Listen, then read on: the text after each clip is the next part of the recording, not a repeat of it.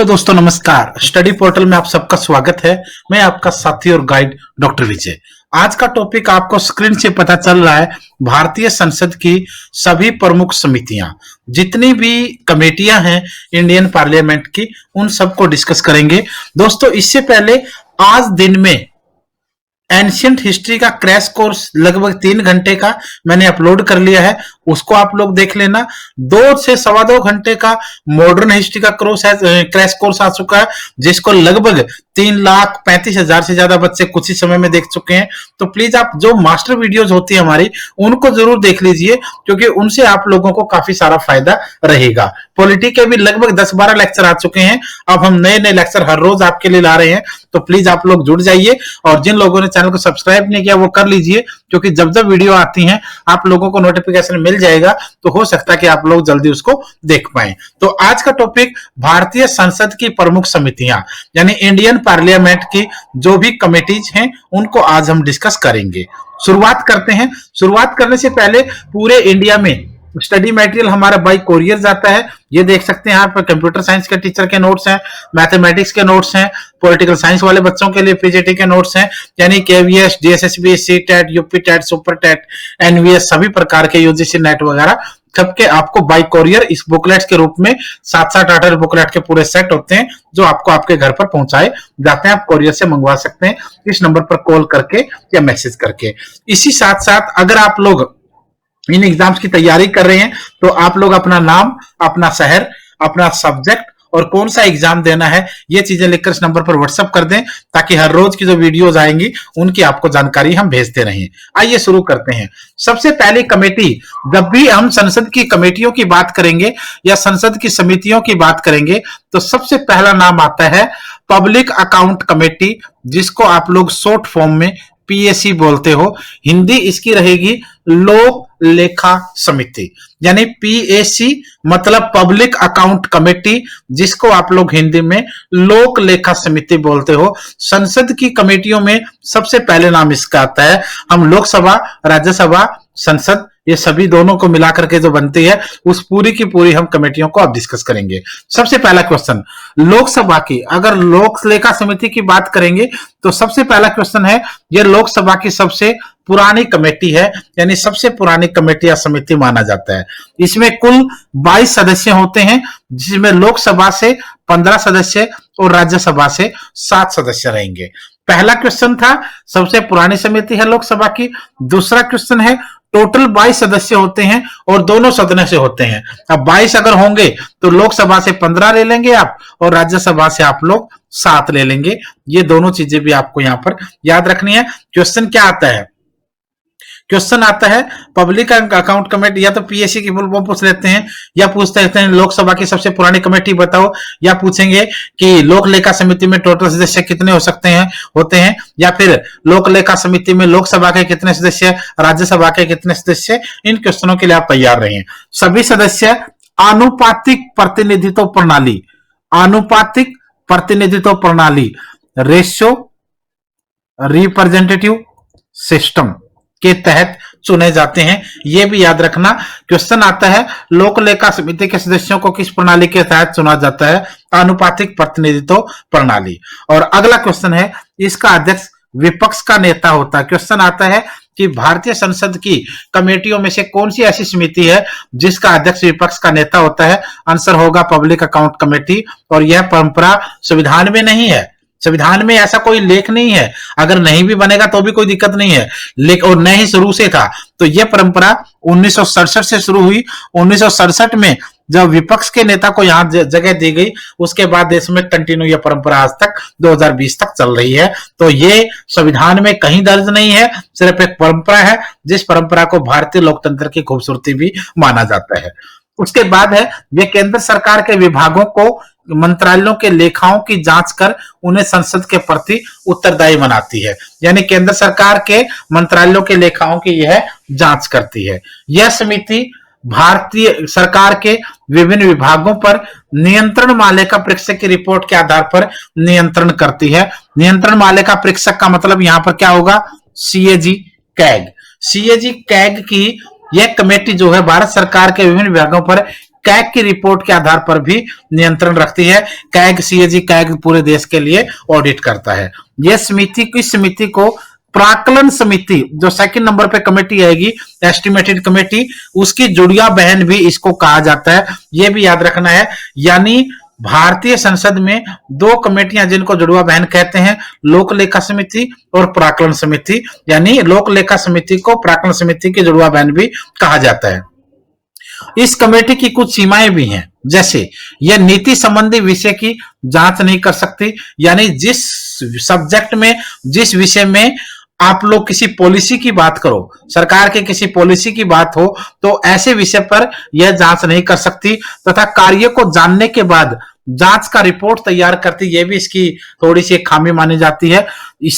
लेकिन इसने जीप घोटाला, बोफोर्स घोटाला, कोयला घोटाला और भारत में काफी सारे घोटालों को इसने उजागर भी किया है। तो ये तो थी आपकी सबसे पहली कमेटी, जिसको आप लोगों ने पीएसी यानी लोक लेखा समिति का नाम दिया। संसद के अंदर इस कमेटी का बहुत बड़ा रोल है और कई सारे क्वेश्चन आपने इसमें से देखे थे जो मैंने आप लोगों को यहाँ पर करवाए हैं। चाहे लोकसभा के पुराने समिति पूछें, चाहे इसके टोटल सदस्य पूछें, चाहे लोकसभा राज्यसभा से कितने कितने होंगे, किस प्रणाली के तहत चुनाव होगा, विपक्ष का नेता इसका अध्यक्ष होता है, 1967 से यह परंपरा है, और ये सारे के सारे काम इस क्वेश्चन से, इस टॉपिक से रिलेटेड रहेंगे। दूसरी कमेटी की बात करें तो दूसरी कमेटी है प्राक्कलन समिति, जिसको इंग्लिश में आप लोग एस्टिमेटेड कमेटी बोलते हैं। एस्टिमेटेड कमेटी यानी प्राक्कलन समिति, ठीक है। तो प्राक्कलन समिति या एस्टिमेटेड कमेटी का मतलब यहां रहेगा, इस कमेटी के अंदर टोटल 30 सदस्य होते हैं। 30 इसमें सबसे ज्यादा सदस्य जो है वो इसी कमेटी में होते हैं। दूसरी चीज है, सभी सदस्य लोकसभा से होते हैं और ये प्रति वर्ष अनुपातिक प्रतिनिधित्व एकल संक्रमणीय पद्धति द्वारा निर्वाचित होते हैं। पहली चीज आपने याद रखी कि सदस्यों के आधार पर यह कैसी होगी, सबसे बड़ी समिति होगी, क्योंकि 30 सदस्य होते हैं और 30 के 30 कहां से लिए जाएंगे, लोकसभा से लिए जाएंगे। राज्यसभा का क्वेश्चन ऐसे भी आ सकता है कि कौन सी कमेटी में राज्यसभा का कोई सदस्य नहीं है, तो आपका आंसर प्राक्कलन जरूर आ जाएगा। तीसरी चीज, इनके सदस्यों का कार्यकाल कितना होगा, यहां लिखा प्रति वर्ष, यानी ईयरली, 1 साल का ही कार्यकाल होता है। कौन सी प्रणाली से, अनुपातिक प्रतिनिधित्व प्रणाली की एकल संक्रमणीय सिंगल ट्रांसफर जो वोटिंग सिस्टम होता है, जिसके तहत राष्ट्रपति का चुनाव होता है, वो व्यवस्था यहां पर आपको देखने को मिलेगी। तीसरी चीज, समिति का अध्यक्ष चुने हुए सदस्यों में से लोकसभा द्वारा नियुक्त किया जाता है, परंतु यदि लोकसभा का उपाध्यक्ष प्राक्कलन समिति का सदस्य है तो वह स्वतः ही इसका अध्यक्ष बन जाएगा। अब देखिए 30 सदस्य होते हैं, 30 सदस्यों को चुनता कौन है, लोकसभा के 545 सदस्यों द्वारा चुना जाता है। अब इसका अध्यक्ष कौन रहेगा, यही लोकसभा के सदस्य इसका अध्यक्ष चुनेंगे, लेकिन लोकसभा का अगर डिप्टी स्पीकर इस 30 सदस्यों में से आ जाता है तो वो ऑटोमेटिकली इसका चेयरमैन बन जाएगा। ये आपको याद रख लेना है। इसी के साथ साथ इस कमेटी के अगर कार्य आप देखेंगे, प्राक्कलन समिति यानी एस्टिमेटेड कमेटी के काम देखेंगे तो नंबर 1, वार्षिक अनुदानों की जांच करता है। यह कमेटी जो है वो वार्षिक अनुदान, जो ईयरली बजट्स होते हैं, ग्रांट्स होते हैं, उनकी जांच करती है। दूसरा, अतिरिक्त अनुदान का अनुपूरक अनुदान पर इसके द्वारा चर्चा किया जाता है। तीसरा, खर्च कम करने के लिए वह प्रशासन में सुधार लाने की वैकल्पिक नीतियां तैयार करने की एवं संसद में अनुदान मांगे रखने के सुझाव आदि की सिफारिश इस कमेटी के द्वारा किया जाता है। तो एस्टिमेटेड कमेटी में वार्षिक अनुदानों की जांच होती है, अतिरिक्त अनुदान का अनुपूरक अनुदान पर चर्चा करना होता है और खर्च कम करने के लिए और प्रशासन में सुधार लाने की वैकल्पिक नीतियां तैयार करने और संसद में अनुदान मांगे रखने के सुझाव की सिफारिश यह करती है। तो इसमें अगर आप ध्यान से देखेंगे तो आपके लिए कौन से क्वेश्चन तैयार हो जाएंगे। सबसे पहले, सबसे बड़ी कमेटी है। दूसरा क्वेश्चन, 30 सदस्य होते हैं। तीसरा, सभी लोकसभा से होते हैं। चौथा, 1 साल का कार्यकाल होता है। पांचवा, इस विधि के द्वारा चुना जाता है। छठा, इसका अध्यक्ष जो है वो इन 30 में से ही हो सकता है। अगर वो खास करके अगर आप ध्यान से देखेंगे तो अगर वो डिप्टी स्पीकर आ गया है 30 में से तो वो हो जाएगा, अदरवाइज 30 में से कोई भी चुन दिया जाएगा लोकसभा के सदस्यों के द्वारा। तो ये था आपका प्राक्कलन समिति वाला। उसके बाद बात आती है पब्लिक अंडरटेकिंग कमेटी, जिसको आप लोग PUC बोलते हो। PUC बोलते हो, सार्वजनिक उपक्रम समिति इसको आप हिंदी में कहते हैं, पब्लिक अंडरटेकिंग कमेटी। इसमें टोटल सदस्य 15 होते हैं, लोकसभा से 10 होंगे और राज्यसभा से 5 होंगे। यानी पब्लिक अंडरटेकिंग कमेटी में टोटल सदस्य 15 हुए, लोकसभा से 10 होंगे और राज्यसभा से 5 होंगे। ये भी आप लोगों को रेशो देखना है। सभी सदस्य आनुपातिक प्रतिनिधित्व की एकल संक्रमणीय प्रणाली द्वारा चुने जाते हैं, जो हमने वहां डिस्कस किया था। प्रत्येक वर्ष कमेटी के 1/5 सदस्य अवकाश ग्रहण कर लेते हैं और उनके स्थान पर नए सदस्य निर्वाचित हो जाते हैं। इसके काम की अगर बात करें सार्वजनिक उपक्रम समिति की, तो इसके कामों में देखिए, यह समिति सरकारी उपक्रमों की कार्य प्रणाली तथा अन्य वित्तीय मामलों और सीएजी के प्रतिवेदन का परीक्षण करती है। इस कमेटी का जो काम, जैसा कि नाम से दिख रहा है, पब्लिक अंडरटेकिंग, सरकारी जो उपक्रम है, सरकारी जो काम धंधे हैं, सरकारी जो रोजगार हैं, सरकारी जो सेक्टर हैं, उनकी कार्य प्रणाली तथा अन्य वित्तीय मामलों पर बात करती है और कैग के प्रतिवेदन का भी परीक्षण करती है। यह समिति सरकारी उपक्रमों यानी पब्लिक अंडरटेकिंग के लेखों का परीक्षण भी करती है, उनकी जांच भी करती है। अगली कमेटी आपके सामने है विशेषाधिकार समिति, जिसको इंग्लिश में आप लोग प्रिविलेज कमेटी बोलते हो। प्रिविलेज कमेटी यानी विशेषाधिकार समिति, आप देखते हो ना कि संसद ने सांसद के खिलाफ विशेषाधिकार नोटिस जारी किया, तो आप इस टाइप के देख सकते हो। इस समिति में टोटल सदस्य जो हैं वो 15 होते हैं। विशेषाधिकार कमेटी के टोटल सदस्यों की संख्या देखेंगे तो आपका आंसर आएगा 15। विशेषाधिकार समिति का गठन लोकसभा के प्रारंभ में अथवा समय समय पर लोकसभा अध्यक्ष द्वारा किया जाता है। विशेषाधिकार कमेटी का गठन कौन करेगा? लोकसभा का अध्यक्ष करेगा, यानी लोकसभा का स्पीकर करेगा। और कब? बीच में भी हो सकता है और लोकसभा के शुरू में भी इसका गठन होता है। संसद सदस्यों को प्राप्त विशेषाधिकार उन्मुक्तियों के हनन का मामला विशेषाधिकार समिति को सौंपा जाता है। यदि कोई मेंबर ऑफ पार्लियामेंट कोई ऐसा काम करता है जो एक प्रकार से संसद के नियमों का उल्लंघन करता है, तो उसके खिलाफ विशेषाधिकार नोटिस होता है और जिसकी सुनवाई इस कमेटी द्वारा होती है। इसके बाद विशेषाधिकार समिति सौंपे गए प्रत्येक प्रश्न की जांच करेगी तथा तथ्यों के आधार पर यह निर्णय करेगी कि किसी विशेष अधिकार का उल्लंघन हुआ है अथवा नहीं। यदि हुआ है तो उसका स्वरूप क्या है और किन परिस्थितियों में इसका उल्लंघन हुआ है, ये आपको यहाँ याद रखना है। इसी को आप लोग प्रिविलेज कमेटी बोलेंगे।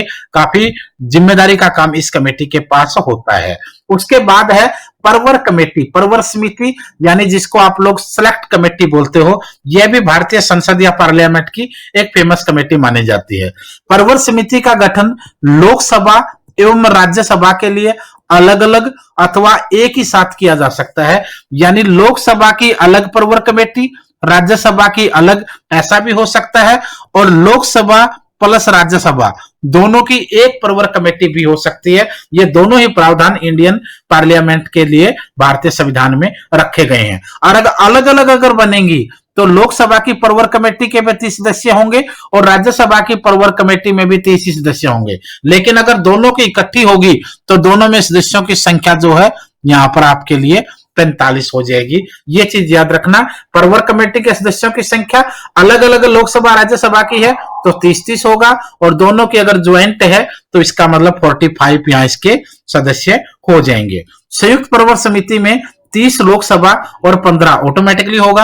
अगर आपने अलग अलग किया तो ठीक है, दोनों की इकट्ठी करी तो 45 होगा, और 45 अगर हैं तो लोकसभा से ज्यादा होंगे, राज्यसभा से कम होंगे, तो 2/3 और उस तरीके का रेशियो होगा।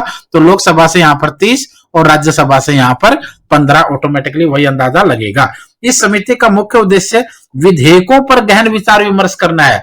जितने भी बिल्स होते हैं, आपको ध्यान होगा जब भी संसद के अंदर कोई बिल आता है तो उसके ऊपर चर्चा बहुत ज्यादा होती है, बहस होती है, डिबेट होती है, प्रश्न होते हैं, सवालों के जवाब दिए जाते हैं। और जब वो संसद से, लोकसभा राज्यसभा से पास होकर के राष्ट्रपति के साइन होते हैं, तब जाकर वो कानून बनता है, एक्ट बनता है। जब तक अंडर प्रोसेस रहेगा उसको विधेयक कहेंगे, यानी बिल कहेंगे। और इन पर गहन विचार विमर्श जो है इस कमेटी के द्वारा किया जाता है। नियम समिति, रूल कमेटी, जिसका नाम से ही पता चलता है रूल रेगुलेशन से रिलेटेड। इस कमेटी में कुल 15 सदस्य होते हैं, जिन्हें इसके सभापति या लोकसभा अध्यक्ष द्वारा मनोनीत किया जाता है। इस समिति पर संसदीय कार्रवाई तथा विधानों पर विचार कर उनमें संशोधन या नए नियम बनाने की सिफारिश करने की जिम्मेदारी होती है। अगली कमेटी है गवर्नमेंट एश्योरेंस कमेटी, जिसको सरकारी आश्वासन समिति बोलते हो। सरकारी आश्वासन समिति यानी गवर्नमेंट एश्योरेंस कमेटी। इस समिति में 15 सदस्य होते हैं, जिन्हें लोकसभा अध्यक्ष द्वारा मनोनीत किया जाता है यानी नॉमिनेट किया जाता है। यह समिति सरकार के मंत्रियों द्वारा सदन के पटल पर दिए गए प्रश्नों के कार्यान्वयन की जांच करती है। यानी इस कमेटी का काम है कि जो सरकार के मंत्री हैं वो संसद के सदन के पटल पर जो भी प्रश्नों का कार्यान्वयन करते हैं ये उनकी जांच करती है। इसके ऊपर भी काफी बड़ी जिम्मेदारी है। फिर कमेटी आती है याचिका समिति, नाम से ही पता चलता है पिटीशन कमेटी। याचिका पिटीशन कमेटी जिसको आप बोलोगे, कुल सदस्य इसमें भी 15 होते हैं। सभी को लोकसभा अध्यक्ष के द्वारा यानी लोकसभा के स्पीकर के द्वारा इनको नॉमिनेट किया जाता है, 15 के 15 सदस्यों को। यह कमेटी याचिकाओं में की गई शिकायतों की सूचना लोकसभा को देती है। इस कमेटी का काम है कि जो भी पिटीशन आती हैं, जो भी याचिकाएं आती हैं, उनकी शिकायतों की सूचना ये लोकसभा को देती है। इस समिति का मुख्य कार्य याचिकाओं का परीक्षण करना है, उनकी जांच करना है, ताकि उसमें किसी प्रकार की कोई लापरवाही या कोई कमी ना रह जाए। तो ये सारी की सारी संसद की कमेटियां थी। जितनी भी भारतीय संसद के लिए कमेटियों का जिक्र बार बार आता है, उन सबको आप लोग आमतौर पर देखते हो कि कौन सी कमेटियां होती हैं। ये हमारा व्हाट्सएप नंबर है, इस नंबर पर कॉल भी कर सकते हैं आप लोग। अगर नोट्स मंगवाने हैं तो व्हाट्सएप पे मैसेज भी कर सकते हैं। और अगर आप लोगों के पास सारी चीजें पर्याप्त हैं, नोट्स भी हैं, कोचिंग भी कहीं से ले रहे हैं, तो भी हम आपके साथ हैं। आपको सिर्फ अपना नाम, आपका सिटी, आपका सब्जेक्ट कौन सा है और आपको एग्जाम कौन सा देना है, ये चारों चीजें लिख करके इस नंबर पर व्हाट्सएप कर दीजिए। जो भी जरूरी इंफॉर्मेशन होगी वो आपको समय समय पर मिलती रहेगी।